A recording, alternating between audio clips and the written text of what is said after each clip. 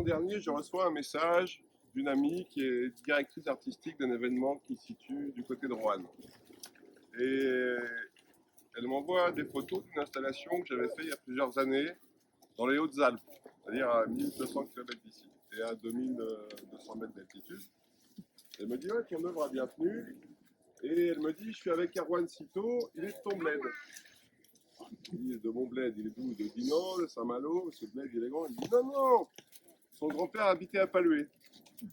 Et Palué, en fait, ça se trouve de l'autre côté de la route qui va à Languedoc, là, c'est-à-dire à vol d'oiseau, à environ 400 mètres, à tout casser.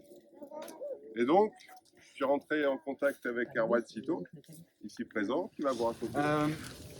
Moi, je vais vous présenter ici une œuvre qui est toute particulière pour moi, parce que j'ai mes racines, mes origines qui viennent de ce territoire, qui viennent de cette ferme qui est à 400 mètres.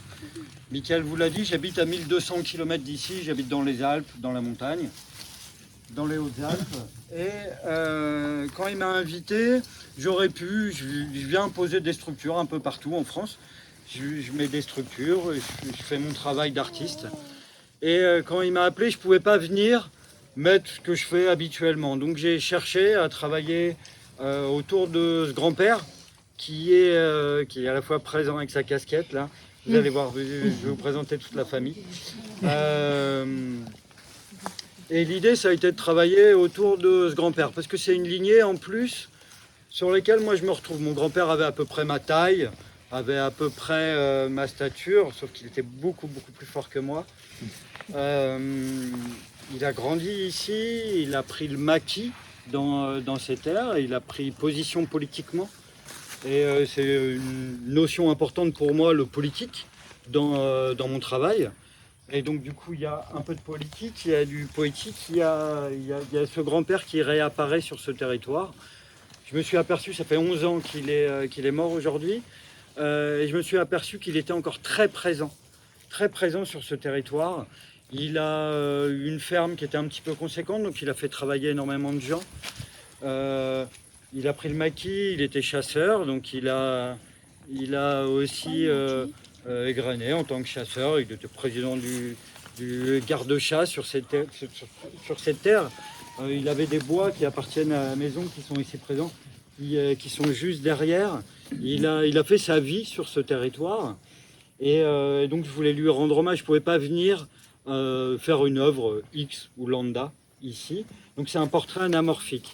Donc vous ne pourrez pas le voir, suivant où vous êtes placé, vous voyez des tranches. Et il y a un point, il y a un endroit où l'ensemble de l'image se reconstitue.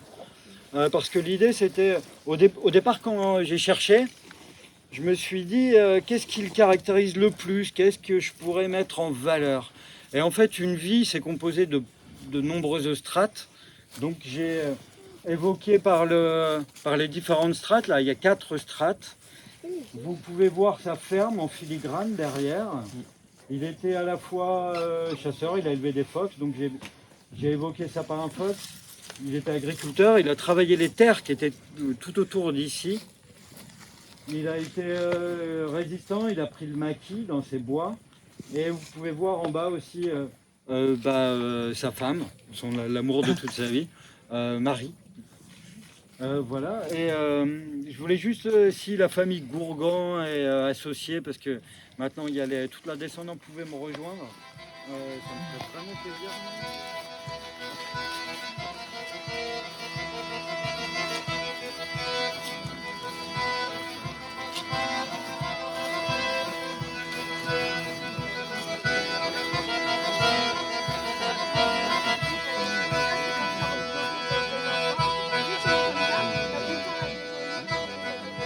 Cette œuvre, elle va être co-signée avec mon fils, qui est l'arrière-petit-fils de Francis, ici présent, et tous ses descendants. Et il n'y a qu'une petite partie de la famille, parce que la famille est grande.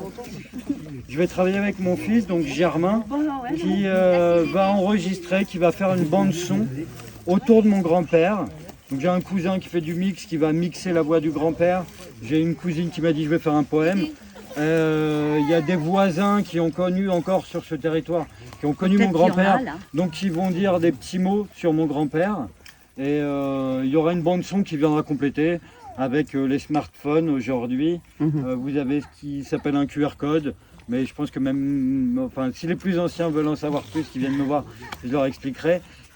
Avec le smartphone, il y aura une bande son supplémentaire, et donc ça rajoute encore une couche supplémentaire, parce que mon propre fils va aller interviewer des personnes de ma famille qui sont plus éloignées, on vit loin, qu'il ne connaît pas forcément, donc il vient rajouter une couche. Et Michael, quand on est remonté, Michael qui est l'organisateur de ce parcours là dans les bois, quand on est remonté dans l'arbre généalogique, on est de famille, donc c'est mon cousin Mike maintenant. À 5 générations, c'est mon cousin Mike. 5 générations. 5 générations. Et on ne le savait pas. Voilà. Merci. Comme quoi le monde